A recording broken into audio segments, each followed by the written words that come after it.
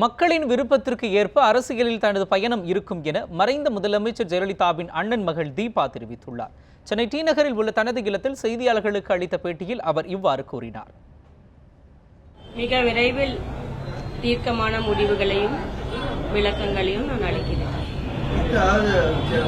மறைந்த தமிழக முதல்வர் ஜெயலலிதாவுடைய மறைவுக்கு பிறகு 30 நாளுக்கு பிறகு என்ன மாதிரி உணர்வை நீங்க புரிஞ்சுக்கிறீங்க? தொண்டர்கள் வந்து பாக்குறாங்க, என்ன புரிஞ்சுக்கிறீங்க, என்ன உணர்றீங்க?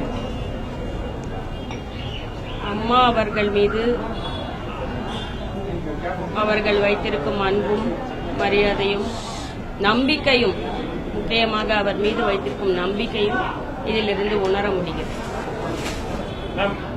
மறைந்த முதலமைச்சர் ஜெயலலிதாவை பொறுத்த வரைக்கும் அவங்க மிகப்பெரிய ஒரு ஆளுமை.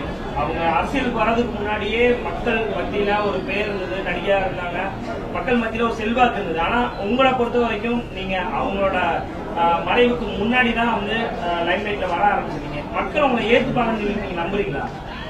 மக்களுடைய விருப்பத்துக்காக தான் இதெல்லாம் நடைபெற்று வருகிறது. நான் ஏற்கனவே சொல்லியிருந்தேன், மக்கள் விரும்பினால் நான் இந்த பணியை செய்ய தயங்க மாட்டேன் என்று ஏற்கனவே சொல்லியிருந்தேன்.